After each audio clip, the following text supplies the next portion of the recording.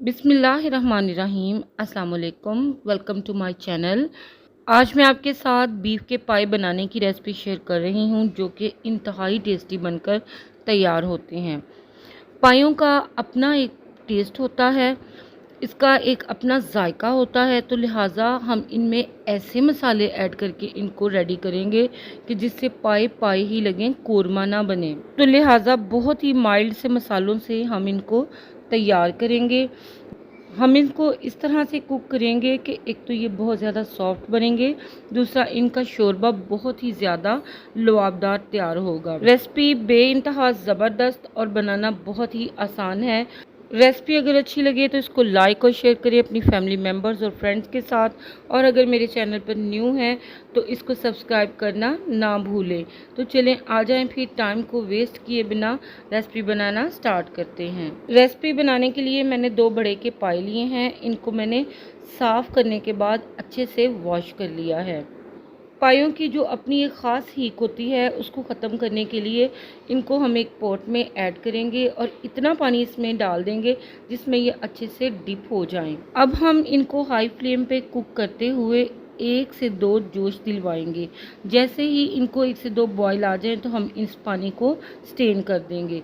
ये स्टेप को फॉलो करेंगे तो आप देखेंगे कि पायों की जो एक अपनी हीक होती है वो कभी भी नहीं आएगी। अब ये कुकिंग के लिए रेडी हैं, तो इनको हम एक पॉट में ऐड कर देंगे। एक रफली कट किया हुआ प्याज इसमें ऐड करेंगे और साथ ही 15 से 20 जवे लहसुन के। एक स्टिक इसमें दालचीनी की ऐड करेंगे, 2 सब्ज़ इलायचियाँ, हाफ टी स्पून ज़ीरे का, एक बड़ी इलायची और साथ ही 2 बे लीव्स इसमें ऐड कर देंगे। 1 टीस्पून इसमें नमक का ऐड कर देंगे और हाफ टी स्पून इसमें हम हल्दी पाउडर का ऐड करेंगे। साथ ही हम इसमें पानी ऐड करेंगे, तो पानी हम इसमें इतना ऐड करेंगे कि ये बहुत अच्छे से गल भी जाए और हमारे पास यखनी भी बच जाए।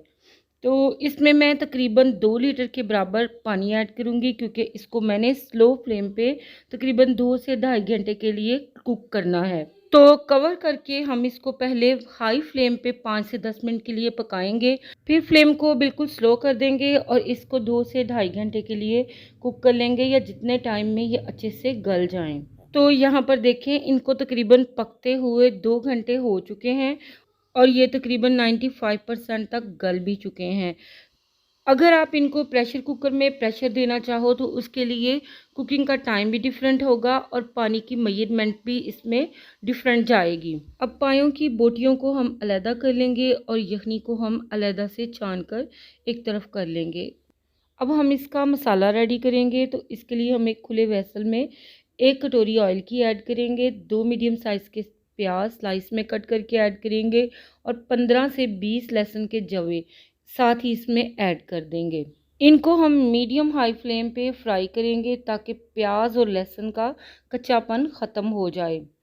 प्याज को हमने हल्का बादामी से कलर का करना है, इसको ज़्यादा डार्क नहीं होने देना, नहीं तो शोरबे का कलर अच्छा नहीं बनेगा।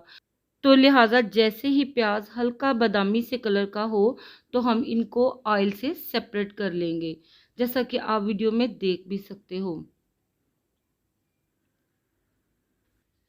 इस फ्राई की हुई सेपरेट की हुई प्याज और लहसुन को हम मिक्सी के जार में डालेंगे और साथ ही इसमें शामिल करेंगे 4 टेबलस्पून दही के। दही हमने खट्टे वाला नहीं लेना।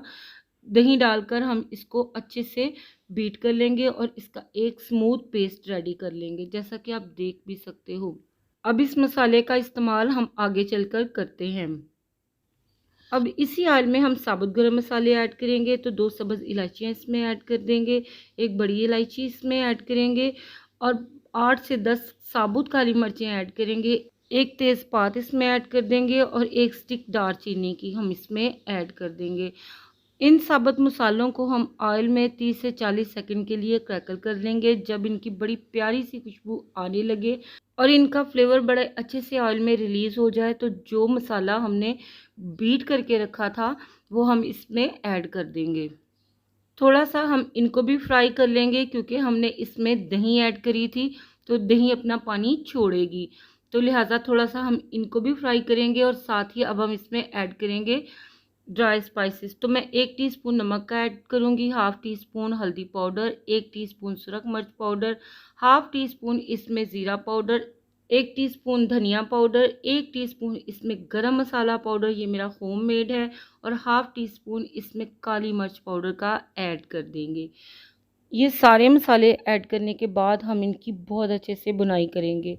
इतने अच्छे से भुनाई करेंगे कि दही ने जो पानी रिलीज़ किया है वो बिल्कुल ड्राई हो जाए और ऑयल बिल्कुल सेपरेट हो जाए।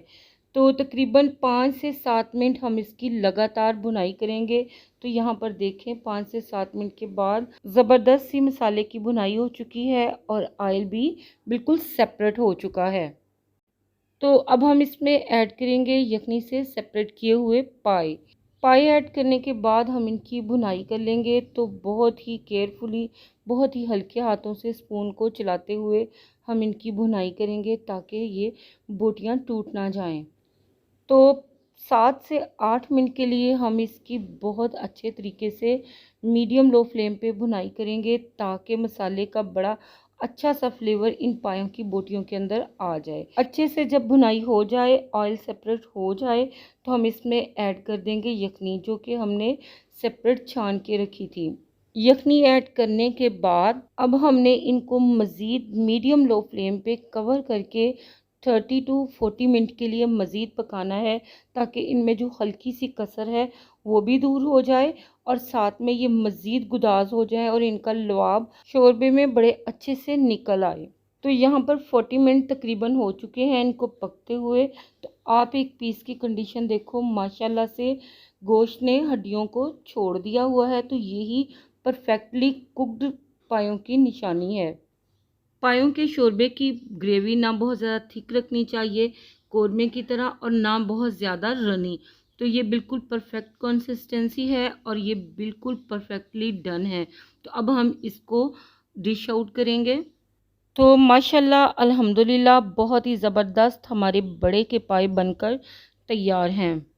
आपने देखा बहुत ही क्विक, बहुत ही इजीली और बहुत ही माइल्ड से मसालों के साथ हमने इनको रेडी किया है।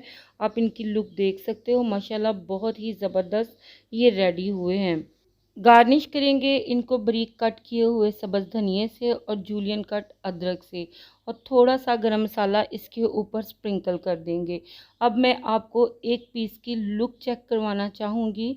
आप देखो ये कितना परफेक्टली कुक्ड हुए हैं, बहुत ही ज़बरदस्त और सॉफ्ट ये बने हैं। बहुत ही सॉफ्ट इसकी बोटियां रेडी हुई हैं। इंतहाई लुआबदार इसका शोरबा तैयार हुआ है, जो एक ख़ास चिपचिपापन इसके शोरबे के अंदर होता है, उसी तरह से ये धीमी धीमी आंच पर पककर तैयार हुआ है। तो आप भी मेरी इस रेसिपी को फॉलो करें तो इंशाल्लाह आपके भी बड़े के पाए इंशाल्लाह बहुत ही टेस्टफुल बनेंगे और खाने वाले यकीनन आपके फ़ैन हो जाएंगे। उम्मीद करती हूँ ये सिंपल और ज़बरदस्त सी रेसिपी आप सबको ज़रूर पसंद आई होगी। अगर मेरी ये रेसिपी आप सबको पसंद आए तो प्लीज़ इसको थम्स अप दीजिएगा और शेयर कीजिएगा अपनी फैमिली मेम्बर्स और फ्रेंड्स के साथ। और अगर आपने मेरे चैनल को अभी तक सब्सक्राइब नहीं किया तो प्लीज़ मज़ीद टेस्टी, डिलीशियस और मज़ेदार सी रेसिपीज़ के लिए मेरे चैनल को ज़रूर सब्सक्राइब करें।